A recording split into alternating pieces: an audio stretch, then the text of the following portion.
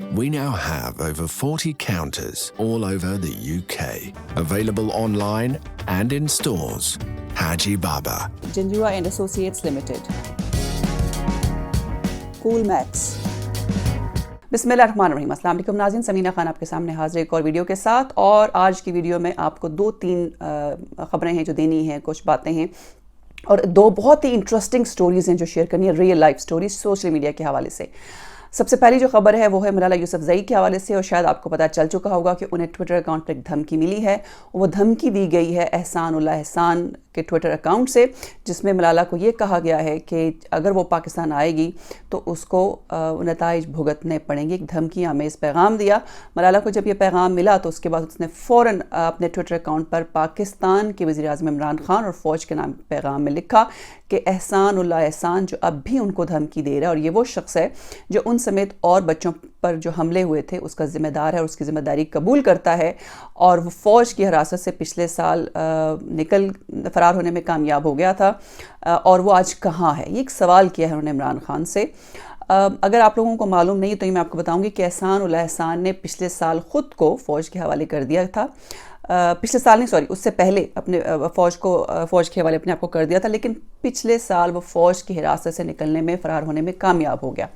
इत्तलात तो ये है कि वो इस वक्त तुर्की में मौजूद है, लेकिन इसकी कुछ कंफर्मेशन नहीं है, यही कंफर्म नहीं है, लेकिन सिर्फ एक ख़बर है कि वो तुर्की में मौजूद है। बहरहाल मलाला की इस ट्वीट के बाद फ़ौरन हुकूमती तर्जुमान की एक ट्वीट आई और उन्होंने मलाला को यकीन दहानी कराई कि ये फ़ेक अकाउंट है और ये एहसानुल्लाह एहसान का अकाउंट नहीं है। उनके इस बयान के बाद फौरी तौर पर ट्विटर से एहसानुल्लाह एहसान नामी जो अकाउंट था उसको सस्पेंड कर दिया गया, और हुकूमती तर्जुमान ने ट्विटर पर मलाला को ये यकीन दहानी भी कराई कि पाकिस्तान और पाकिस्तानी हुकूमत हर तरह से एक्सट्रीज़म के ख़िलाफ़ हैं। मलाला यूसुफज़ई 8 साल पहले जिस हालत में बरतानिया पहुंची थी, फिर उनको यहाँ पर एक तवील इलाज के बाद वो सेहतयाब भी हुई, फिर 23 साल की उम्र में अब उनकी उम्र जो है वो 23 साल है, और उससे पहले ही उनको नोबेल का जो पीस प्राइज़ जो था वो नोबेल इनाम अमन के लिए वो मिला।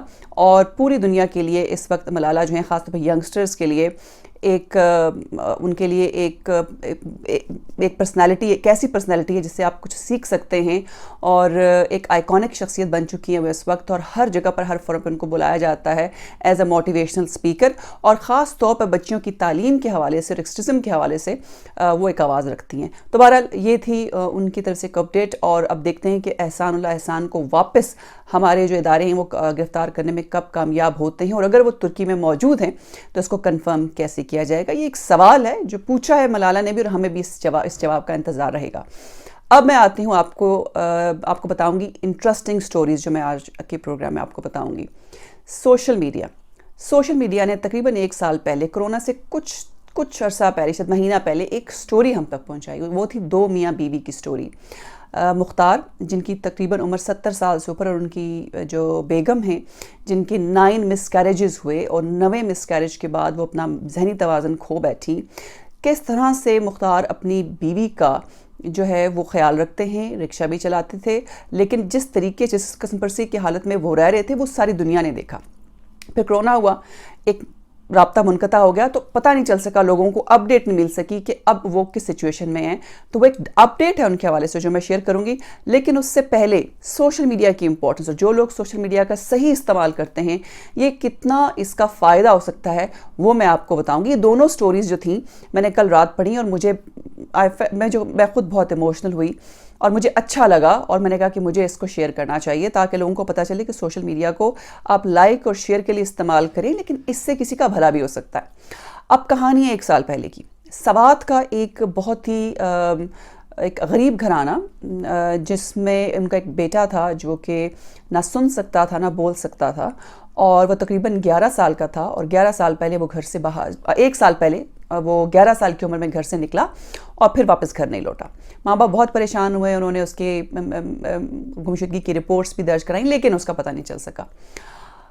कुछ अर्सा पहले मियाँ वाली के एक टायर शॉप पे एक बच्चा जो वहीं मौजूद रहता था, वो वहाँ से कहीं जाता नहीं था, एक शख्स उसको रोज़ नोटिस करता रहा। चंद रोज़ जब उसने देखा कि ये बच्चा यहाँ ही मौजूद है, इसका मतलब इसको कोई वारिस नहीं है, उसने उस बच्चे से बात करने की कोशिश की, और बच्चा بول نہیں سکتا تھا, سن نہیں سکتا تھا. تو اس شخص کو ریئلائز ہو گیا کہ اس کی بات اس کی سمجھ میں نہیں آ رہی.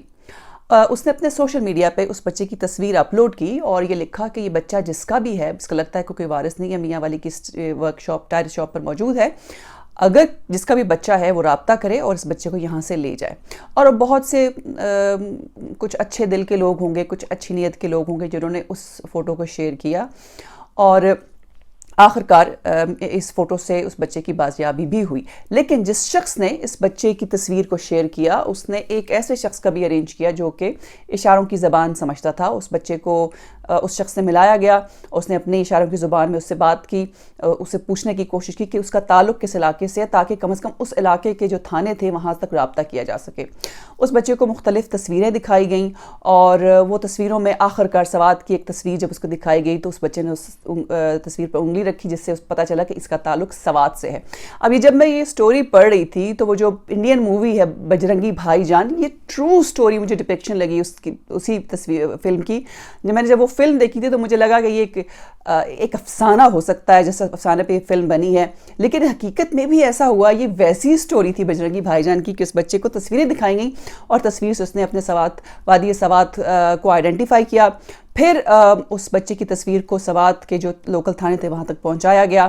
اب وہاں پر اس کی گمشدگی کی رپورٹ تھی, اس کے ماں باپ کو ڈھونڈا گیا, اور آخرکار 1 سال کے بعد 12 سال کی عمر میں وہ بچہ اپنی ماں کے گلے لگنے میں کامیاب ہوا, اور میاں سوات سے گم ہونے والا بچہ میاں والی سے ملا. ابھی بھی میں جب بات کریں تو میرے رونگٹے کھڑے ہو رہے ہیں کہ ایک ماں کے لیے کتنا بڑا مومنٹ ہوگا, اور خاص طور پہ ایک بچے کے لیے 1 سال, اس 11 سال کی عمر میں. ہمارے بچے جو ہیں 11 سال کی عمر میں شاید اٹھ کے پانی بھی نہیں پیتے ہیں, اور اس نے 1 سال اس ٹائر کی ورک شاپ پر کس طریقے سے گزارا ہوگا, اور کس طرح سے اس نے اپنے ماں باپ کو دن رات یاد کیا ہوگا, اور نہ وہ اپنے ایموشنز کو ایکسپریس کرتا رہا ہوگا. وہ یہ سوچ کر ہی جو ہے نا وہ عجیب سی کیفیت ہوتی ہے. بہرحال خوشی اس بات کی کہ آخرکار وہ اس سوشل میڈیا کی وجہ سے اپنے ماں باپ سے مل سکا.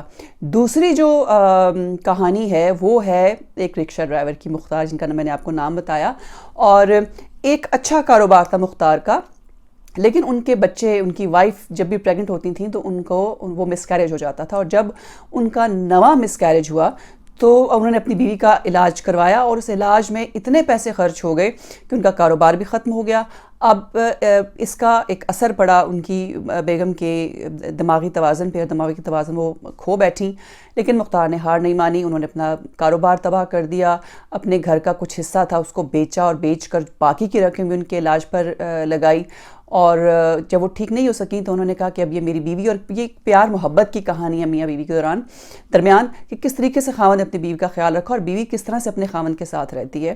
اور جب پہلی مرتبہ ان کی سٹوری سب کے سامنے آئی تو جب ان کے پاس رپورٹرز گئے تو انہوں نے دیکھا کہ جس گھر میں وہ رہتے ہیں, ایک کرائے کا کوئی کمرہ انہوں نے لیا ہوا ہے, جس کی وجہ سے جاڑی کی وجہ سے, سردی کی وجہ سے اس کی گھر کی چھت گر گئی, اور ان کے گھر پہ چھت نہیں تھی. انہوں نے کہا ہم رکشہ چلاتے ہیں, بیوی میرے ساتھ جاتی ہے, جتنے پیسے کماتے کے ہم کسی کو کھانا کھاتے ہیں. بعض وقت ایسا بھی ہوتا ہے کہ ہمارے پاس کھانا نہیں ہوتا, اور ہم اس گھر میں سردی میں کھلے آسمان کے نیچے ہم اپنی راتیں گزارتے ہیں, چاہے بارش ہو, چاہے دھوپ ہو, کچھ بھی ہو, ہمیں ایسے گزارا کرنا پڑتا ہے. نہ پنکھا ہے, نہ ان کے گھر میں کوئی اور چیزیں تھیں.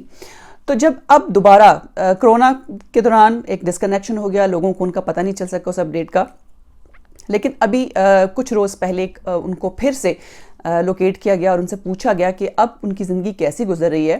تو انہوں نے یہ بتایا کہ ان کی سٹوری جب لوگوں تک پہنچی تو کچھ اچھی مالی حیثیت کے لوگوں نے ان سے رابطہ کیا. ان کو گھر کی چھت جو ہے وہ نئی بنوا دی ہے, ان کے گھر میں ایک پنکھا بھی ہے, اور کھانے پینے کا سامان بھی موجود ہے, رکشہ وہ چلا رہے ہیں.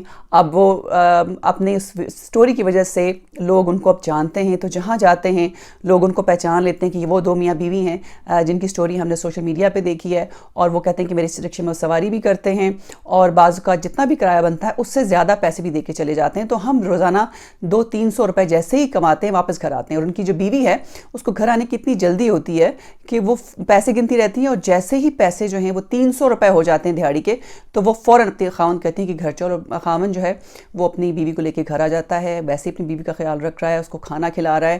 پہلے گھر میں ٹوائلٹ نہیں تھا تو وہ کہتے ہیں کہ ہم کپڑوں سمیت نہاتے تھے، اب کسی نے ٹوائلٹ کا انتظام بھی کرا دیا ہے، تو اب ہم کپڑے اتار کر اپنے پرائیویسی میں اپنا واش روم جو ہے وہ یوز کرتے ہیں. اور انہوں نے کہا کہ ایک شخص نے ان سے رابطہ کیا جس نے کہا کہ آپ 20 25 یا 30 لاکھ روپے کا گھر دیکھ لیں اور میں آپ کی تمام پیمنٹ کر دوں گا اور آپ ایک گھر لے لیں. تو انہوں نے کہا کہ انہوں نے ایک گھر دیکھا، لیکن کرونا کی وجہ سے ان کا جب پرابلم ہوئی اور پھر کہیں ان کا فون کھو گیا، ان صاحب سے اس کا رابطہ منقطع ہو گیا اور وہ جو گھر والی کہانی تھی وہ رہ گئی. لیکن پھر بھی اس کے باوجود وہ خوش ہیں کہ کم از کم لوگوں نے ان کی مدد کی. کچھ لوگوں نے ان کے ایک صاحب جو بینک کے ملازم ہیں، انہوں نے ان کو کہا ہے کہ آپ سبزی کی دکان سے مہینے کی سبزی لے لیا کریں اور مہینے کے بعد وہ پیمنٹ کر دیتے ہیں. کچھ لوگوں نے ان کو کسی بل کی ذمہ داری اٹھا لی ہے. سو دس از اے گڈ تھنگ، یعنی کہ یہ وہ چیزیں ہیں جو ہمارے ملک میں ایسے درد دل رکھنے والے لوگ موجود ہیں جہاں اتنی ساری نیگیٹیوٹی ہے، وہاں بہت سے اچھی باتیں بھی ہیں. اور ہمارے ملک میں اور خاص طور پر مجھے پتا ہے اور ہم سب کو پتا ہے کہ جو ہم لوگ ہیں یعنی کہ پاکستانی اور مسلمان خاص طور پر بڑے لوگوں غریبوں پر اور زکوٰۃ کے کافی مدد کرتے ہیں لوگوں کی، جس سے خوشی بھی ہوتی ہے. اور جیسے ارتھ کوئک آیا تو پوری دنیا نے دیکھا کہ کس طریقے سے لوگوں نے دل کھول کر مدد کی اپنے ملک میں رہنے والوں کی، اور کروڑوں کی اربوں کی تعداد میں پیسہ جو یہاں سے گیا. اس کے بعد جب بھی کوئی بھی ڈیزاسٹر آتا ہے تو ہم لوگ اپنے لوگوں کو یاد رکھتے ہیں. سو دس از اے بیسٹ تھنگ. اور یونٹی جو ہے وہ ہمیشہ کامیابی کی طرف لے کے جاتی ہے. تو یہ ایک اچھی کہانی تھی جو میں نے کہا میں شیئر کروں گی اپنی ویورز کے ساتھ.